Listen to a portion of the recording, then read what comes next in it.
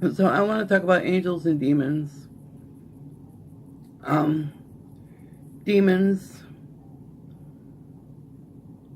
were supposed to be something to be feared. They were evil. They were ones trying to manipulate us to go against God. They were led by Satan the devil. And something that was taught to me but not brought up very much. but but it was something that was always there in the background. And that the demons and Satan the devil are actually angels. And so we were supposed to fear them. And we knew why, because they were against God. They were trying to deceive us. They were trying to trick us into going against God too. And there was something about that whole storyline for me that didn't jive. Because at one time, my brother made a comment to me that clicked something in my head. And that's just kind of like,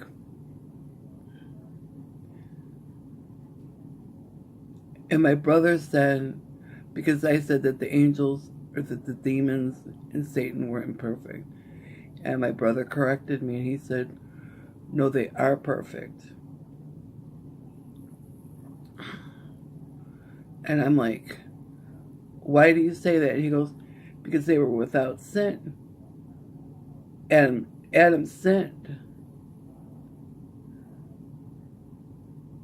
And because he didn't get the chance to eat from the tree of life, that's why Adam is imperfect. He goes, but Satan and the demons were created perfect. And so I'm thinking, okay,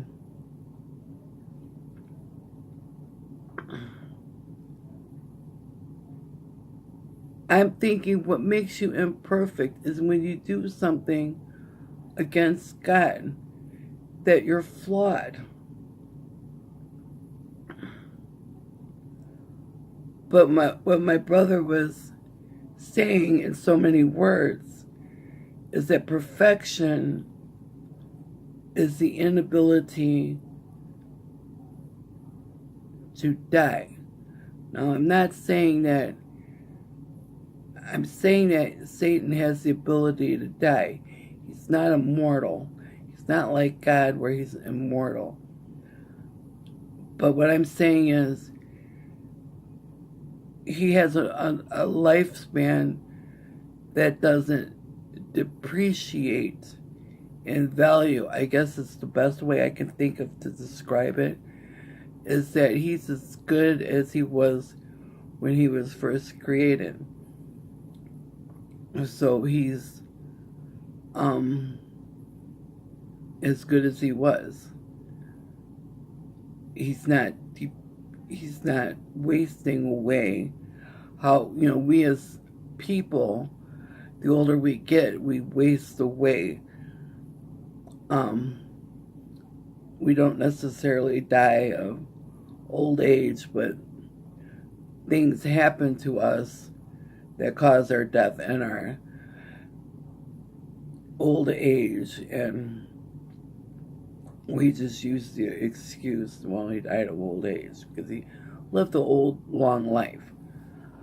But angels and demons don't age the way that we do. Their bodies keep rejuvenating. And so I guess, the idea of perfection is the ability to keep rejuvenating yourself so that you're as good as you were when you were first born.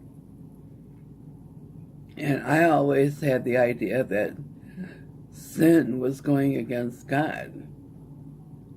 And but here's the thing though. I had always had that question in the back of my mind. If God can predict the future, then surely he would know Satan would rise up against him. He would know the demons would rise up against him. He would know that Adam and Eve would sin against him, eating the fruit or have sex, whatever church you belong to, whatever your doctrine is that they believe. There's just something about that didn't jive. And here's another thing that didn't jive. Satan was also known as the bringer of light.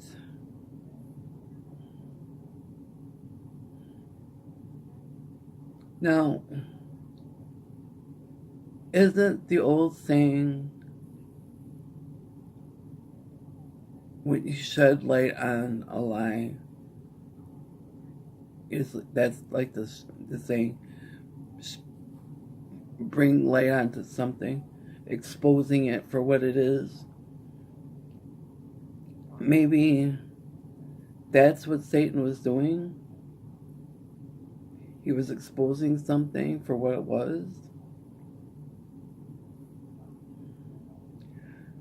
Here's the thing.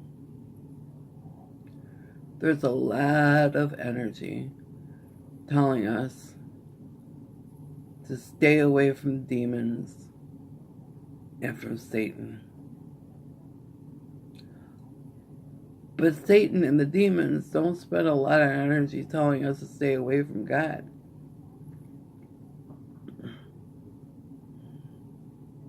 Doesn't that seem kind of weird?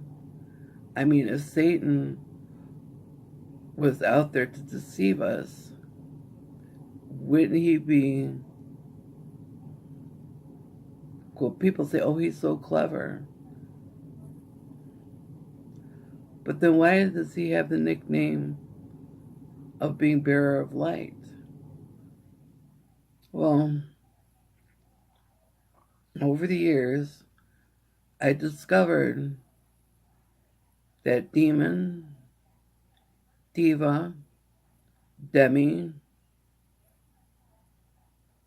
are all similar words. They all have the same root source.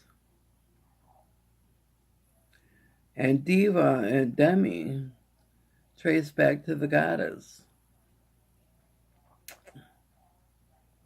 You know, when there's a powerful woman, we call her a diva. You know, today, you know, women that have powerful voices that can sing like an angel, as it were, call her a diva.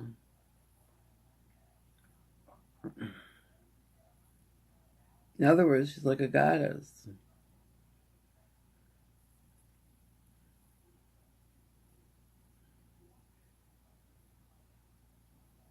And so that is now making me wonder,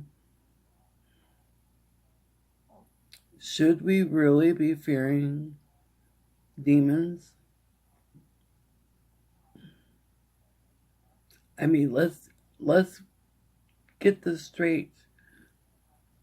Demons are angels, and they opposed. They started opposing. So why were they opposing? If angels are perfect, so why are they opposing? Because this is my line of thinking. If you're of a sound mind and you can rationalize, and somebody created you and gave you life, and created you perfect.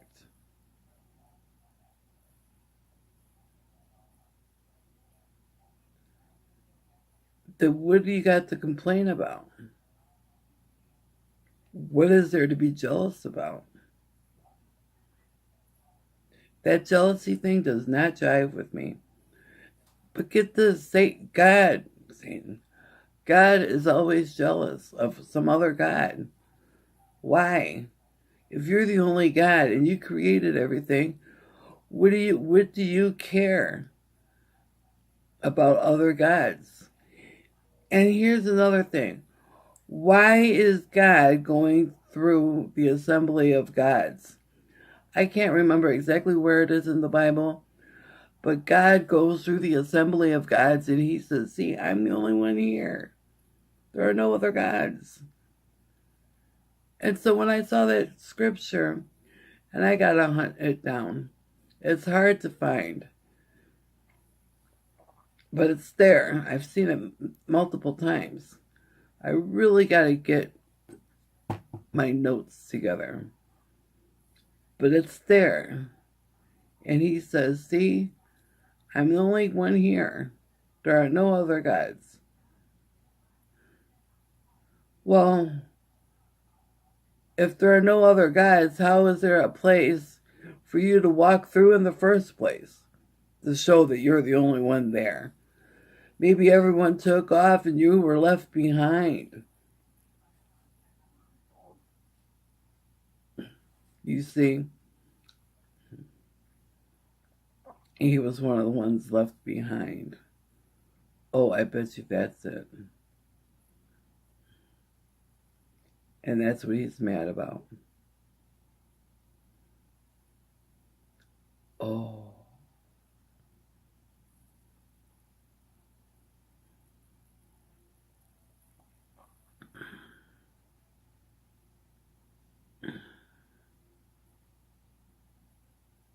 It kind of helps be able to talk it out and hear yourself talking and going through the thought process.